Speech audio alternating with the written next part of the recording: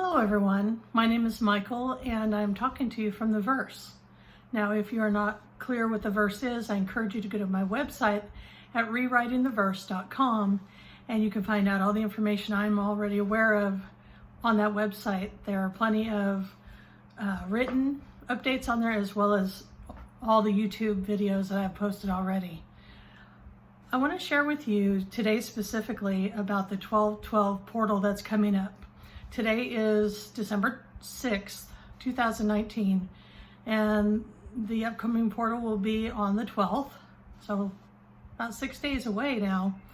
And I wanted to talk to you about the importance of this gateway. It is the last gateway of the decade, and being the last month as well, it packs an extra punch. But I've known for a while now that this 12/12 gateway or portal is not any like we've ever been actually through before. The information that I found out before doing this past life regression that I'm about to share with you, I was given this information a few weeks ago, knowing that basically I was told that this is the portal or the end of what the Mayan calendar had predicted and the date that we had been given for December 21st, 2012. Well, at the time, it may have been accurate information. I'm not going to say it was an outright disinformation campaign. I don't think it matters at this point, but what matters now is that this is the energy and this is the gateway that we were waiting for back then. I don't know about the rest of you, but when that date came and went 7 years ago, I was underwhelmed with the level of energy and that apparently nothing major had shifted. But now we're here, and everything, I've personally been tracking this since 8/8 of 2019 and all the major gateways since then. And I know this to be an up-leveling like none other. So this is an exciting time. And I feel it's important for me to get this past life regression and rewrite out for people to fully understand what we're coming into. And what I just did tonight through this rewrite, open up the gateway at a whole nother level, and you'll find out why. One of the key themes that I have been seeing throughout this year is that the union between the divine masculine and the divine feminine, the DM and the DF, is a significant, in fact, probably the core piece of why we're moving in the way we're moving and at the speed we're moving. If you're not aware, there has been a massive collective movement towards union between twin flames, divine masculine, divine feminine, a massive calling together. Now, has it been easy for most people? Absolutely not. From what I've seen, it's been extremely difficult and very challenging to even get in the same space with that person, let alone actually have something really click together. But this portal is where it actually must happen. At some level, the union must be created by the 12/12 portal, and that portal really extends to December 21st. So it is open that amount of time, and it will close on the 21st, and that entire cycle will complete at that time. But something was definitely in the space between us and this 12/12 portal. I knew there was more work to do around getting everybody leveled up in time to be able to make it through the threshold of the portal. Just because there's a portal opening even does not guarantee that we will make it through, especially now that we are really moving as one. It was essential that I got what I did tonight through this past life regression. So I will begin it now. And well, let me just tell you, I am a past life regressionist, and I am able to rewrite the end outcomes of these past life regressions. In other words, if I see that there's an opportunity to have a higher level outcome, I have the ability to go back and rewrite it. And then that is officially the new timeline. And so if you're interested in me actually doing something like that for you on a personal level, or as you'll see, this will impact the entire collective, you can go to my website at www.rewritingtheverse.com, and on there you'll see all the services that I can provide. So when I start a past life regression, and this one I specifically asked my guides to show me whatever timeline we needed to look at that would have the highest and best outcome for this 1212 portal. So it was specifically requested in connection to the portal. So what they did was they showed me the approximate time period that we were looking at, which was about 200 AD. And not exactly the amount of years, but they're nice and they give me nice round numbers to work with. So approximately 200 BC or AD is when we're looking at. I also asked for clarity about what part of the world this occurred in, and what is now Luxembourg, but at the time was part of the massive empire, Roman Empire. But there where Luxembourg is right now is where this occurred at. Okay? So the very first vision was a helmet of a Roman soldier. The very clear, distinct look of from the side view, the helmet and that red mohawk thing that they have on top of it, and then the pieces that kind of come down and tie under their chins. That's what I saw at first. Then they showed me a few other armor pieces to make sure apparently that I knew that we would be dealing with someone or something connected to the soldiers of the Roman Empire.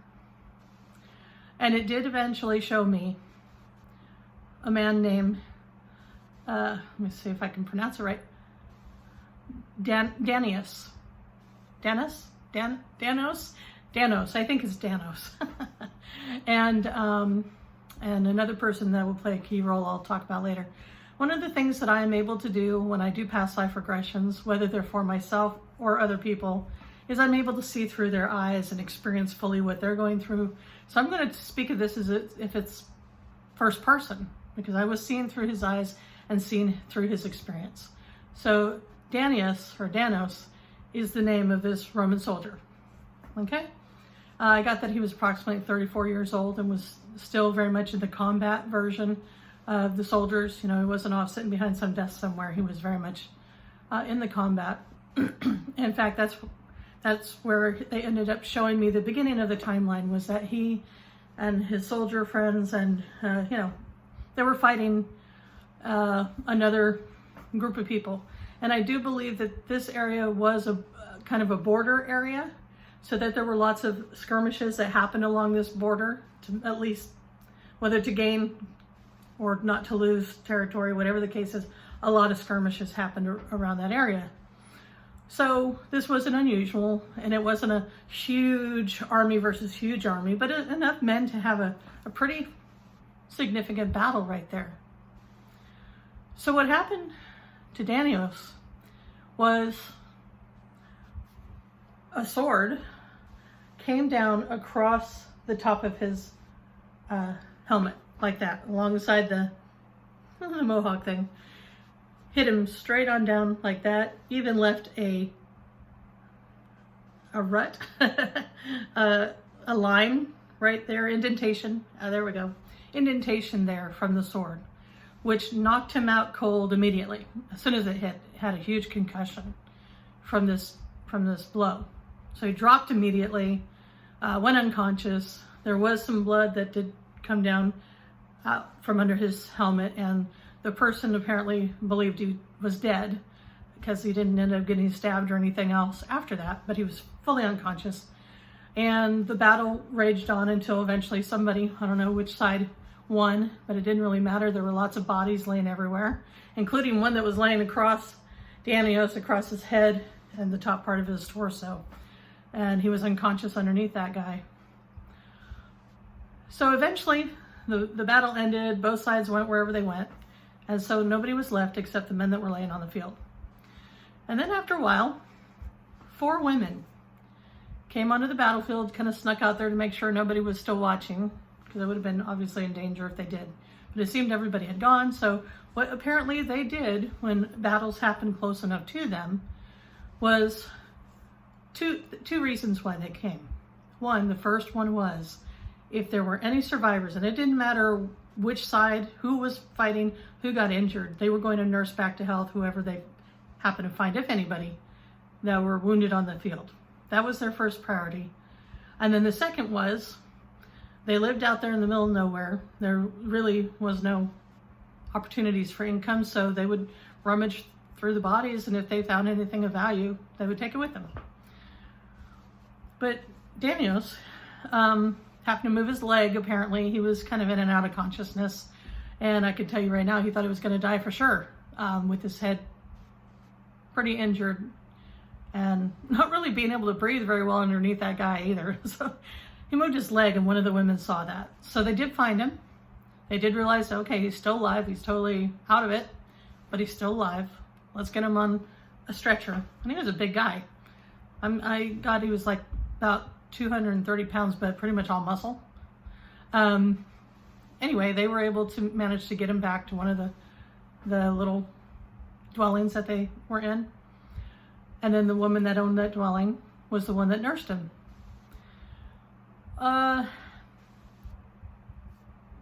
Anyway, it took a while for him to get even well enough to kind of sit up and have any kind of a coherent conversation. He was there for approximately 2 weeks. But in that time, he got to know the lady. She got to know him. They both, they liked each other personality-wise, etc. Maybe some attraction happening there too. Yes, that was happening. But in general, it was mainly for him to heal there. But what they told me, now they're not based on what I'm seeing now, they're giving me some background information. What my guides told me was that this woman, who was about 30 years old, and her name was Daisha,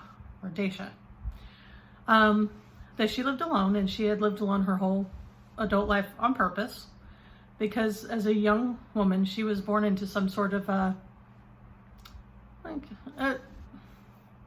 let's say like a mystery school, but very spiritual group. Okay, whatever. And that she had been told from when she was really young that, kind of who she was, and her gifts of healing was one of the big ones, but she had many gifts, were encouraged by that group. And then eventually at 16, they basically said, okay, you've learned all you can, now you need to go off, kind of hide yourself, because actually she was in a lot of danger if anybody ever found out who she was. But ultimately she was told that she was to wait, and at whatever time in her life she met a man that had orange hair, red hair, that he is probably going to be the one to parent her child. So she was kind of on the lookout over the years for the red-haired man that never seemed to show up. If she did happen to run across one, in that part of the world, red hair was not very common either. So if she did happen to meet anybody that fit that bill, if they didn't personality or spiritually fit that bill, then, well, he wasn't the one. So she had been holding out all these years, living alone, having these 3 other ladies that were basically assigned to help take care of her and keep her safe. These 4 ladies lived out in the middle of nowhere until the time was right when she would eventually meet this red-haired man. So when she actually she was the one that actually found him underneath that other guy. The moment she saw a little bit of a red streak of hair sticking out of that helmet, her heart stopped. Could this really be the one? So she was in a way expecting someone, and he was clueless that anything like this was going to happen. Okay. So as time went on, basically, yeah, from the concussion, he had amnesia. It was a really, really a bad injury. So he did not really understand who he was. He didn't even remember his own name at that point. The only clue of anything was that he had worn, a soldier's outfit, so most likely he was in the Roman army. And eventually, whenever he was healthy enough to go back, you could probably track down who he was through that. But other than that, he had no real memory of anything. So, which, at some level it was helpful, I think, but it left holes in the story. And this concerned Daisha, even if this was the man, what's his story? Maybe he's got a whole brood of kids and a wife back somewhere, or some other story that something else in his life that wouldn't be a good idea to hook up with this guy, even for just one night, to try to have this kid that she had been told that she was going to bear. So it left a lot of holes in it, which left a lot of confusion and a test of faith, it actually turned out. See, this woman had a lot of abilities. She could see some things, and she definitely was able to be guided by her guides or angels or whoever, but she didn't necessarily have the ability to see the future, at least to see exactly who this guy was and exactly how it would turn out. She didn't know that.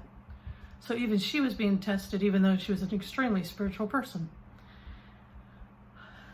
And over the time that they got to know each other, feelings were there on both sides. But only she had the piece of understanding that he was probably going to father her child. And that was about the only piece of information. So when he eventually did take some action to try to be intimate with her, that to her was at least the sign that at least, he's making this choice voluntarily. This isn't any kind of coercion or whatever on her part to have him do this with her. And sure enough, that night, she felt it. She felt the conception, and she knew, and she was told that she was indeed pregnant at that point. So mission accomplished to a certain degree. And now here's the point of, this is all I know I'm supposed to do. I'm not sure who this guy is. Again, we don't know if he's even got a family. There's just so many pieces that the next morning she felt like it was time to ask him to move on. And because she just didn't have enough information to really make a powerful choice about whether or not he needed to stay. So the next morning she proposed this, that it was time for him. He was healthy enough anyway that he could move on, and eventually he'd figure out who he was, and probably the right time for him to go. And the next thing I see is they're standing there at the doorway. He's standing outside the doorway in his complete Roman soldier gear. He's got his helmet, which he considers his lucky helmet. Actually, he's already identified he could probably get a new helmet whenever he joins his troops, but he's not letting go of this helmet. This is his lucky helmet. It saved his life. And so he had that with him, of course. And basically, as she's saying goodbye, he's kind of standing there hesitating and leaving, and is even saying, well, I'd love to come back and pay you back in some way for saving my life, for helping me. And as he's saying this, she says, forget about it. Just forget about it. Which I'm like, okay. Thanks a lot. And he heads on down the road. It was only later, once he got back to the troops and figured out who he was, and that more than just those memories were coming back, there was something else happening. He had already been having these massive headaches, and he thought it was due to the concussion, but they were mainly happening towards the front of his head in the third eye area. And what was happening to him was there was an awakening happening, a spiritual awakening happening for him. He was starting to see visions. In fact, he was starting to see visions before he even left Daisha's home. But he didn't share that in the first version. So it was actually when he was out at a battle, when all of a sudden, as he's fighting, all of a sudden these knowings come in. Everything that was kind of being blocked by behind those headaches started coming through. And he actually realized in the moment, oh my God, I'm supposed to be with her. She's my other part. She's my other half. I need to get back to her. And this knowing just hit him. But at the same time, what hit him was a sword through his throat. Pretty much at the exact same time. Just as he figured that out, here came the sword. And of course he passed away right there. Yeah. Not good. Not good. Missed opportunity there. Yeah. But what I realized at this point as they were showing me this, I realized, oh my goodness. They're twin flames. Clearly, they are matched. It's written in the stars for these people to be together in some form, preferably physically, but if not, some sort of understanding and recognition. I didn't even understand this up until this point in the overall picture of twin flames, but now I understand. Another reason why they need to come together is they have two different pieces of a puzzle, and without the other, it doesn't make full sense. Daisha knew that she was meant to get pregnant, have an extremely spiritual child, and that was at least the main thing that she knew was supposed to happen, and had a basic idea with who. That's it. He, on the other hand, Denosis. I don't need to be saying his name anymore because I can't get it right. I'm sorry. I'm butchering his name. He was the one that knew who she was for him, and knew about the spiritual connection that those two had, and that they were meant to be together. So he knew that, she knew this, but without this full integration of these two pieces, it left too many holes to really put the pieces together, and they just weren't ready. Neither one of them were ready to get the full picture, apparently, in that first version. So that's how the first version ended.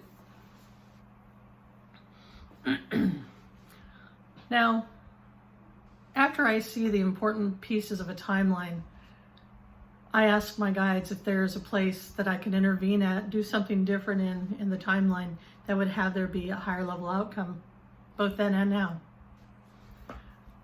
And they took me back to that morning that he left her home, when he was just sitting down to the table to eat a little breakfast, and that's when she pretty quickly brought up the idea that it's probably time for you to move on. So, okay, I knew some of these pieces during the first part of this version, but I'll fill them in now. So basically, that's how the conversation started. He sits down, he starts eating, and she starts immediately talking about him going. But when he woke up that morning, he had an excruciating headache. Excruciating, but he had also experienced a vision just before waking up. And he was going to tell her about this vision if she had started talking about other things. He was going to actually share this. And this is what started a conversation that changed everything. So he told her before she could start, yeah, I had a vision last night. I've never had a vision before. I'm not sure exactly what what it's supposed to be like when you have a vision, but I know it was a memory, or I don't think it was. And I definitely know I wasn't dreaming. And so he started to share in a very perplexed way. He wasn't sure what it meant, but he said that he was holding an infant, like a newborn, in his hands, just looking at this little girl. You could tell it was a girl, and then it had red hair like him. And of course, this got Daisha's attention, knowing already that she was pregnant from the night before. And she's like, oh, tell me more. What else do you see? Because again, she doesn't have all this information already in her own knowing. He said, I don't know. I can't see anything else. I'm just so mesmerized by this kid. And I feel so much love.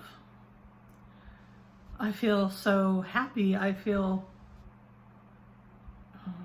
what else did he? He just felt so like a proud father. And he said, well, who knows? Maybe I do have a family out there. Maybe I do have kids and I just don't remember them. This is amazing, you know. But then he kind of thought about it and kind of looked up at the other possibility was, you think it's possible you might have gotten pregnant the night before? And this, she had to hesitate, think about what she's willing to share right now, because this is it. This is where there were things that she was afraid to share with him, okay? He was a Roman soldier. Roman soldiers were often known to either kill or take into custody people that were not believing the same things that the Roman Empire approved of, Christianity being a big one. And also that the Roman Empire had not forgotten about Jesus 200 years earlier, and the rumors that they believed very much were true, that he did have children, or at least a child. And they had their soldiers also holding out for any suspicion of anybody of being of that lineage to be turned in immediately. And it actually would pay you very well if you ended up getting somebody from that lineage. Well, Daisha knew, and she was told from a young age, so she knew all along, that she was actually an heir of Jesus. In fact, quite possibly the last of his bloodline. And that's why it was so important that she survive at least long enough to have a child to carry on the genetics. And that, you know, eventually this bloodline at any point could be needed at that level again, and they needed to be ready. So my understanding is it wasn't just the bloodline that they carried, that they all actually had the potential, or they all were messiahs. They all had the same basic gifts that Jesus did, the same basic values, the same, basically everything. It's just that not all of them were called into the level of visibility. Not that they weren't doing amazing things, but they weren't called into visibility like he was. But they always needed to be ready for that. She knew this about herself, but to tell anybody about that other than the 3 ladies that were assigned to take care of her was, that just wasn't going to happen. Let alone told to a Roman soldier. But here she was.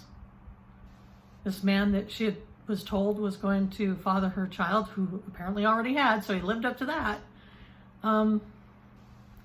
One thing that she had always hoped for but never really thought it would or could happen was to actually have that person stay in her life and be a partner and help her raise that child and do whatever other things that she may be called to do. This is what she wanted. She felt feelings for this man. They both did. But this was that moment that in the first version she had chosen to step over because it was just too risky. She had to have this child. She could not risk its health or her health for her own needs. But here he is asking this question. And she, this time, says, well, yes. You know, she actually acknowledged that she did get pregnant and that she knew that she was pregnant. So this is all of a sudden for him, he's a noble man. He said, no matter what I have waiting for me when I remember my life, I will honor this, you know, take care of this child, take care of you, whatever. I'll stand by and help however I can. So this led to a further conversation, and in the end, she said, well, here's the bottom line. You have to know this about me. The first thing she talked about was her healing gifts. I might even be considered a witch in some people's minds, she said, so you have to know this about me. Your Roman Empire soldiers would consider me the enemy. So being with me means having to be constantly on alert and protecting her. Okay, you know, that didn't scare him. In fact, he said he really, you know, didn't care about people's religions. It wasn't that important to him. And he saw no good reason in that to just kill somebody. And then ultimately, she said, well, what about if the person that they've always been looking for, that enemy number one, anybody related to Jesus? What if I was that person? Which, honestly, he was taken aback by that, like shocked. You're one of those people? But it wasn't out of fear or concern or considering turning her in. It was just, wow, that's so cool. And then he's like, is there anything else that I need to know? Which, of course, she's like, what? No, that's it. And so she's like, that's not a problem. That is not a problem. And so only then were they both able to say, wow, okay. And as this union began to really form in that moment, all of a sudden, she saw it too. She saw the future that he was seeing right in that moment of expanding the garden, having an actual farm with crops and animals and things that they didn't have right in that moment. Both of them saw it right at that moment. So all of a sudden there's this sharing of knowledge, sharing of abilities, as they both choose to be with each other. Wow. Only then could she really show him her abilities of healing. She was able to touch his head and do the final parts of healing that was needed with his concussion. He could feel it. Then she also said, well, since you have these big scars here from some major injuries in the past, you mind if I heal those? No, so she put her hand on his thigh and he could feel the heat. And then she pulled her hand away and the scar was gone. She did it on so that was the left thigh and on the right shin as well. And I can tell you, I felt it. As I saw it in the past life, it was being rewritten in the moment. I could feel it.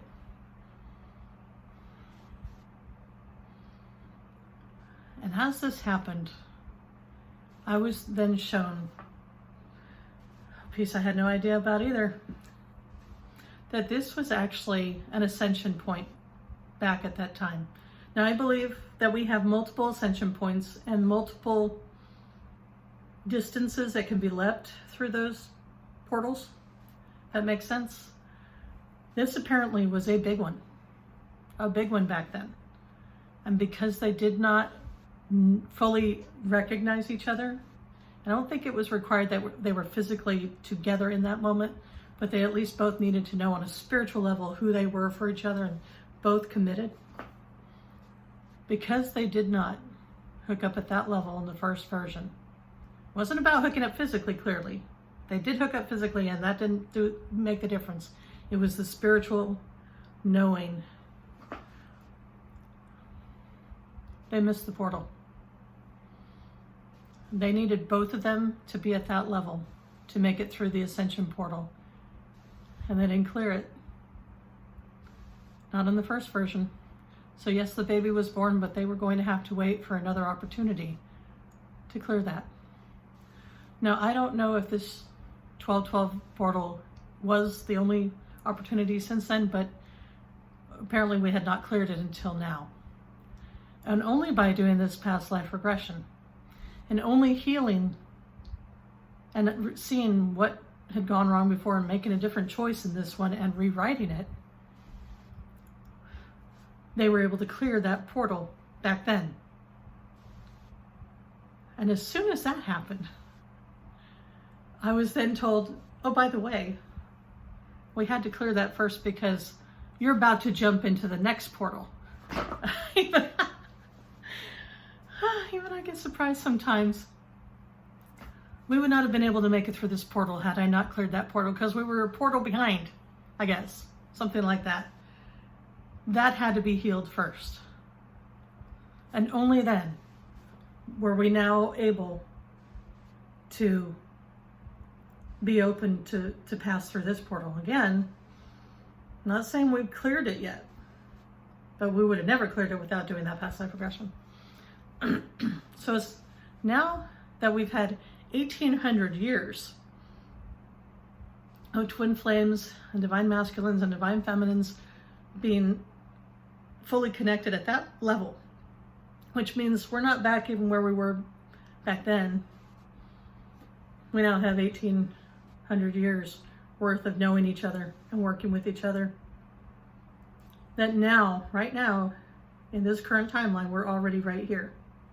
However, we're right here now, and the portal's still a little bit above. So we're not quite there yet, but we've only got about 6 days to be there. And I'm not even clear if there's more for me to do in past life regressions or whatever. I will do whatever I'm called to do. But now we have a chance. We did not have a chance before today of clearing this upcoming portal. So we're going to go right into another lift, basically. And we are going to, I think, have to fly through this one because it's quite a bit. It's a huge shift, actually. This isn't just a jump. This is a huge shift. This is an ascension jump, a high magnitude one that I don't believe well, if we didn't clear the old one before, we sure as heck hadn't cleared one like this before. So we are now capable of clearing it. There's still more work to do and to get everybody in alignment. So everybody needs to play their part right now. Again, do you have to physically be with your twin flame? No. But there does need to be some sort of recognition of who your twin flame is. Honoring them however you can honor them, and hold the space that you are in some way working together to help lift this entire collective through this 12/12 portal. And again, it opens on 12/12, I guess, a.m. On 12/12, but the gate stays open until 11/21, and that's when it closes. And that's when I believe this entire cycle, soul cycle, whatever you want to call it, ends. And I heard somebody use the term super cycle, and I do think that's an appropriate way to describe where we're going to land on the other side of 12/12. A super cycle is going to begin. So this is a huge threshold. I cannot overemphasize enough. Can't overestimate either, apparently, how important this gate is and how conscious people need to be. And for those that are not conscious of it, they're still doing the work. And we're still working as a collective. So this is a very important date, and I really hope that all of you that need to hear this message and see this message are able to see it, hold the space, reach out to whoever your twin flame is, either in person or in the spirit, and hold each other's hands through this portal, because I'm telling you, if we were already in heaven, I have no idea what's bigger than heaven, but it's coming. I thank you all very much, and I'll talk to you soon.